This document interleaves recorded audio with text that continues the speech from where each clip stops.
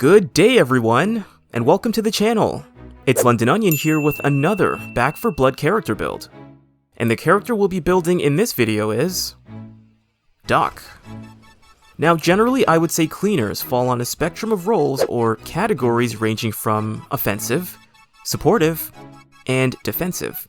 And of course the degrees in between, as we will uncover throughout the series.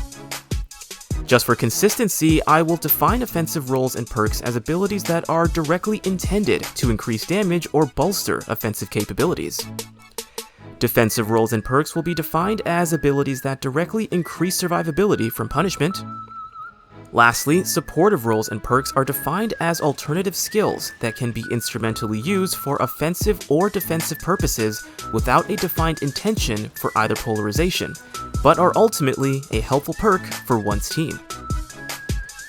First, we will have a brief overview of our chosen cleaner, go through relevant cards that will either synergize or compensate with their attributes, and conclude with what I consider to be the main tactics to maximize the use of their abilities, as well as my closing statements. Now for those who were present during our weapon reviews and deck builds, each weapon-centered deck build came with character designations. Our format with character builds will be similar, but with more priority to a given character and maximizing their role on a given team. So starting off with the character attributes of Doc. Doc has the ability to heal each teammate for 25 health units once in a given level. She has increased healing efficiency by 15%, and has a team effect of 20% trauma resistance. Now in regards to our spectrum, it is the attributes that we will use to designate each cleaner. In Doc's case, her one-time use healing ability I will classify as a supportive perk. Her healing efficiency I will also classify as a supportive perk. And her team trauma resistance I will classify as a defensive perk. With all that said, I would categorize Doc in a supportive defensive role. Now in regards to our card selection, we can compensate with the more offensive cards and we can synergize with more related and compounding cards depending on needs. And naturally, there is the option of creating a mixture or specialization. But if you ask me, a quintessential cleaner is not one that is good at everything, but one that fulfills their role in the best manner to aid the overall effectiveness of their team. So starting ourselves off with her deck build, it is important to state that our selections will almost exclusively be geared to her strengths without much consideration toward compensation. Additionally, just like our weapon-centered builds, I prefer to use my own designations for cards as opposed to what Back 4 Blood has them labeled as. Now, similar to Mom in our previous video, Doc's character makeup is a cleaner team's main means of recovery and maintenance. She is ultimately the caricatured field surgeon that works to keep everyone else in optimal condition from both damage and trauma. With that said, she does not have any directly offensive perks. In regards to her ideal weapon of choice, for those who were present during our weapon reviews and deck builds, I classified Doc as a backbone for a given team, similar to Mom. And the weapon I consider best for such a role would be LMGs. At the same time, I would say Doc's weapon choice is far less important in optimizing her role, but this will be covered later in our discussion. Moving on to our card selections, our first card will be Rousing Speech, which grants 10 additional health to teammates upon being revived, 50% increased team revive speed, and 10% reduced in-cap trauma. Next, Combat Medic increases use speed by 50% and grants 20 health units to a revived cleaner.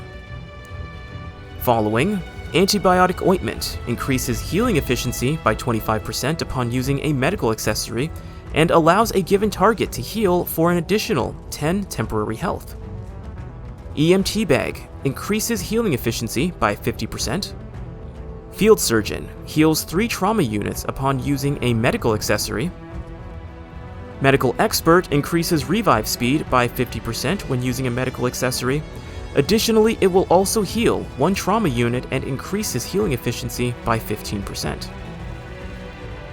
Charitable Soul grants 50% of one's healing effect to you. Medical Professional allows defibrillators and first aid kits to recover an additional 15 trauma units, and 1 extra life if possible. Group Therapy grants 8 health units to all teammates when you use a medical accessory. Poultice allows a target to heal for an additional 20 health units over 30 seconds. Support Scavenger increases the spawn rate of support accessories. Experienced EMT grants a healing target 10% maximum health, stamina, and stamina regeneration for the duration of a given level. Fresh Bandage heals 15 trauma units and restores any missing health at the start of each level. Fanny Pack allows 1 additional support inventory slot and increases trauma resistance by 15%. Lastly, Well Rested grants Team Overheal by 20% and increases healing efficiency by 5%. Overall, this increases Doc's total healing efficiency by 110%, grants Revive teammates an additional 30 health, 100% team revive speed, and when using first aid kits or defibrillators, she can heal a grand total of 19 trauma units. Now, although Mom and Doc are similar in their role, I did not see it as necessary to create a more weapon-based deck build, as I would consider a change in orientation to ultimately subtract from her efficacy as a healer. So no alternative build for Doc, but there probably are some alternative healer-based cards that may be superior. But anyway, with all of these skills in mind, I would argue that Doc is best suited for the minor role, which is meant to be a team supportive role, and her focus is ultimately meant to be everywhere, but only firing when absolutely necessary. The team supporter is the most well-protected role, but also intended to be the most generous, while limiting their offensive capability and reserving such tactics for the alpha and major primarily, and of course the omega if necessary. Now, in the event of chaos or the need for extra firepower, that is where the minor will come in and assist in either direction. This is also why I would equip Doc with an LMG. At the same time though, with no weapon-based cards, it really comes down to preference. As a minor, there is likely much less to fire at, which in Doc's case naturally cuts out a distinctive tactical plan.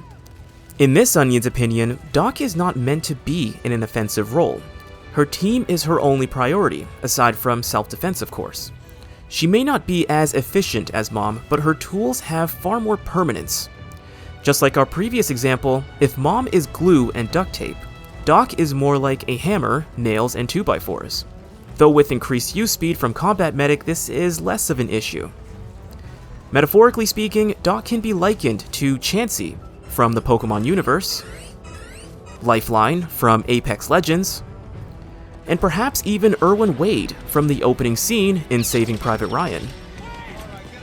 In addition to being the minor of a given team, I would also argue they are in the best position to regularly carry propane/gas tanks to aid with tough mutations or creating area denial.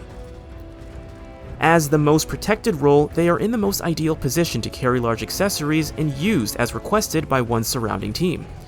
But that is purely theory that may require serious coordination. Now, everything in this discussion can be taken with a grain of salt, as deck build combinations are too complex for me to fairly evaluate them. However, this is the build I prefer to use when playing on the Nightmare difficulty with Doc. Now, it is paramount to state that team maturity is ultimately what makes any deck work, and for those who were present during our last cleaner discussion, I'm using maturity as an umbrella term to describe each individual's general understanding of roles, navigation, character and weapon attributes, ridden/mutation deterrent tactics, resource management, and ultimately collaboration, as this is a team-based game.